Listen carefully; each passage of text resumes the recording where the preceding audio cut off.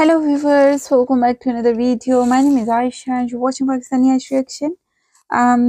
हमेशा की तरह एक और अच्छी सी और इंटरेस्टिंग वीडियो के साथ आपके सामने फिर हाजिर हूँ। और जो वीडियो का टॉपिक है वो काफ़ी ज़्यादा सुन के हैरान हुई हूँ मैं कि इंडिया ने बहुत ज़्यादा तरक्की किया। अब इंडिया की टाटा ने अमेरिका की टेस्ला को उसकी औकात दिखा दी।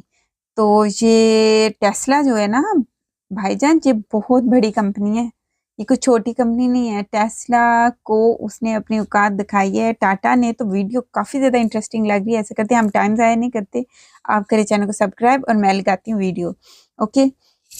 अब जब किसी विदेशी कंपनी या बिजनेसमैन ने भारत और भारतीय जनता की छवि खराब करने की कोशिश करी, भारत को बेइज्जत करने का प्रयास किया, नीचा दिखाने की कोशिश करी, तब टाटा मैदान में कूदी है और भारत की छवि और लाज बचाने के लिए वो सब कुछ किया है जो उनसे संभव है। एक बार फिर से ऐसा ही हो रहा है। आप जानते ही हैं कि अब से कुछ महीने पहले दुनिया की सबसे बड़ी इलेक्ट्रिक कार निर्माता कंपनी टेस्ला और उनके मालिक इलोन मस्क भारत आने वाले थे। इनकी प्लानिंग थी भारत सरकार के साथ बातचीत करना और भारत के अंदर टेस्ला का एक बड़ा मैन्युफैक्चरिंग प्लांट लगाना, जहां पर ये टेस्ला की कारें भारत में बनाते, भारत में बेचते और उसे एक्सपोर्ट भी करते। लेकिन इसके बदले में टेस्ला और इनके मालिक इलोन मस्क भारत सरकार से अतिरिक्त छूट चाहते थे। ये कहते थे कि हमें स्पेशल ट्रीटमेंट भारत में मिलना चाहिए। लेकिन भारत सरकार ने कहा कि जी देखिए, भारतीय कंपनियों की हम बात नहीं करते, सिर्फ विदेशी कंपनियों की बात करें तो अमेरिका की ही बहुत सारी कंपनियां भारत में काम करती हैं। कोई भारत में मशीनरी बना रहा है, कोई कॉफी बना रहा है, कोई सेमीकंडक्टर बना रहा है, तो कोई बर्गर ही बना रहा है। बहुत सारी अमेरिकन कंपनियां भारत में काम करती हैं। लेकिन हम सबके साथ समान व्यवहार करते हैं, किसी के साथ भेदभाव नहीं करते। अगर हम आपको स्पेशल ट्रीटमेंट देंगे तो हमें नुकसान तो होगा ही, वो तो अलग बात है, एक बार को हम नुकसान झेल भी लेंगे। लेकिन दिक्कत यह है कि उन कंपनियों के साथ अनफेयर होगा और ये न्याय की बात नहीं होगी। क्योंकि आप खुद सोचिए कि जो यूरोपियन कंपनियां ही हैं, चाहे वो मर्सिडीज है, ओडी है, ये तमाम विदेशी कंपनियां हैं, भारत में काम करती हैं, भारत सरकार के रूल को मानती हैं, सरकार उन्हें जो कहती है उस रेगुलेशन को वो लागू करती है, और उसके बावजूद भारत सरकार उनके साथ भेदभाव करे, ये कतई भी सही नहीं होगा। इसीलिए भारत ने साफ मना कर दिया कि आपको फैक्ट्री लगानी है, लगाइए, लेकिन आपको उन्हीं कानूनों को मानना होगा जो तमाम देसी और विदेशी कंपनियां मानती हैं। लेकिन उसके बाद टेस्ला और इनके मालिक इलोन मस्क ने क्या किया? इन्होंने अचानक से ऐलान कर दिया कि जी हम भारत नहीं आएंगे। कहा कि हमें व्यस्त हैं, हमें और काम है, इसलिए हम भारत नहीं आ पाएंगे। लेकिन काम क्या था? कुछ नहीं। इन्होंने उसके तुरंत बाद चीन का दौरा किया। फिर ये लोग बहुत ही करीब भारत के इंडोनेशिया भी गए। फिजी, जो एक बहुत छोटा सा कंट्री है, वहां का दौरा किया, और इसके अलावा तमाम छोटे बड़े जो भारत के करीब देश थे, सब जगह गए इलोन मस्क, लेकिन भारत नहीं आए। ये इन्होंने भारत सरकार को दिखाने की कोशिश करी कि भारत हमारे लिए कुछ खास इंपोर्टेंट नहीं है, आपके लिए हम इंपोर्टेंट है। यानी कि टेस्ला को भारत की जरूरत नहीं है, इनके अनुसार भारत को टेस्ला की जरूरत है, भारत का काम टेस्ला के बिना नहीं चलने वाला। ऐसा करके इन्हें लग रहा था कि भारत सरकार पिघल जाएगी, इनके चरणों में जा पड़ेगी, जी प्लीज आ जाइए इलोन मस्क, भारत आ जाइए, हमारा काम आपके बिना नहीं चलने वाला। लेकिन हो गया इसका उल्टा।